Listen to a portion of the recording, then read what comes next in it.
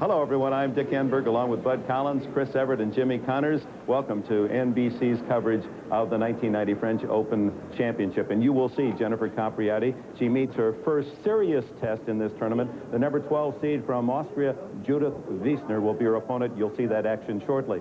On the men's side, last week on our preview show, we said this could be the most wide-open French Open Championship in many years because Yvonne Lendel's not here, Mats Wilander, another French champion, is not here, nor is John McEnroe or Brad Gilbert.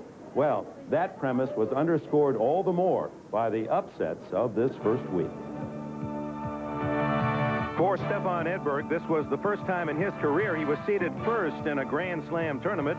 It was short and not so sweet. Edberg lost in the first round to Sergi Bruguera of Spain. First time ever the top seed in the French Open beaten in the first round. Stefan Edberg is out. Second seed, Boris Becker, also fell in the first round, losing to Goran Ivanisevic, and history was made. No Grand Slam ever had seen its top two seeds gone before the second round. With Edberg and Becker dismissed so early, this 90 French Open became a wide-open marketplace of hope for many players.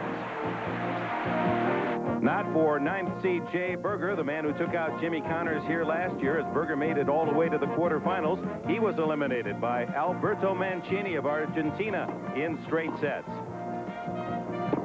Berger in the far court was one of the four top seeds to lose in the first round.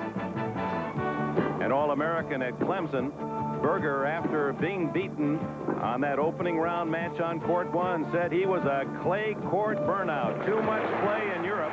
Well, he'll have a chance to rest now.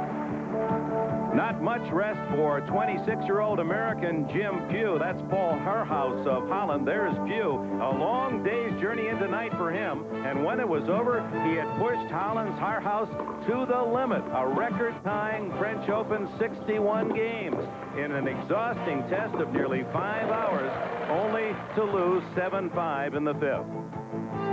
The most enthusiastic crowds, of course, came out in support for countryman Yannick Noah, and he didn't disappoint. The '83 champ survived an emotional 5-set opening test against Spain's Francisco Clavet. Spectacular, acrobatic, emotional Noah. Oh, Noah. Oh, my.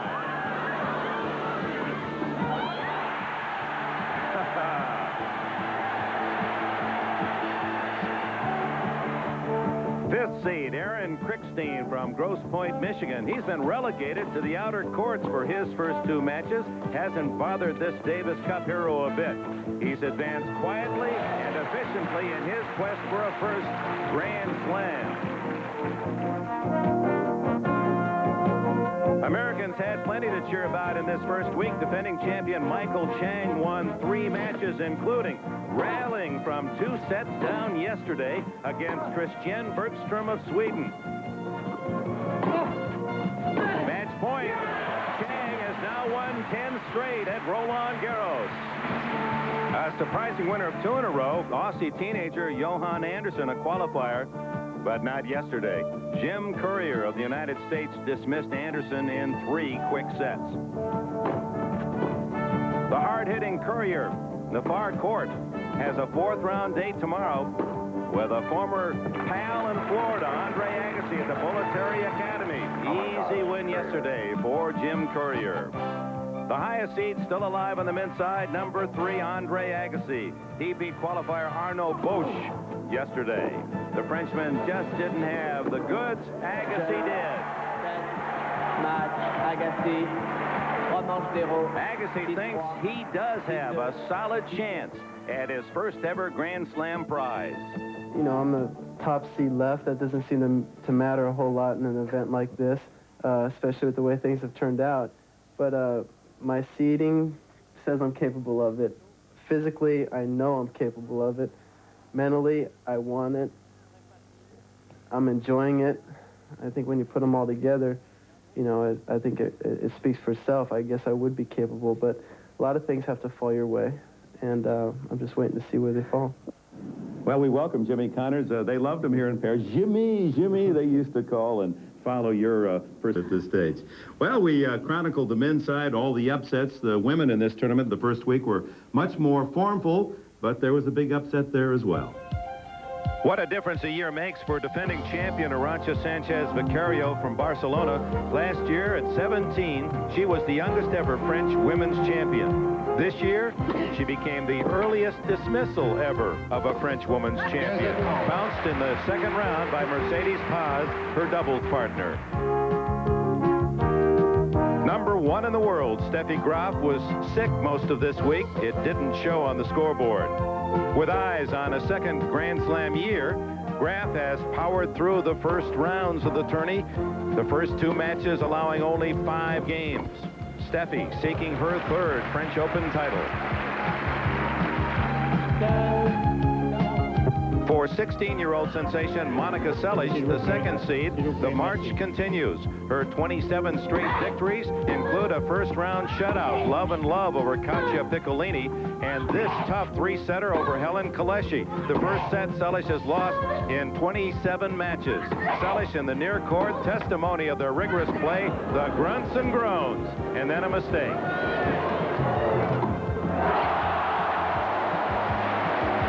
Seles into the 4th round.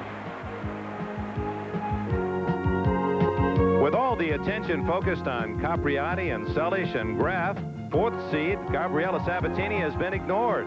Watch out, Sabatini, a 3-time semifinalist here, has moved easily into the 4th round of competition.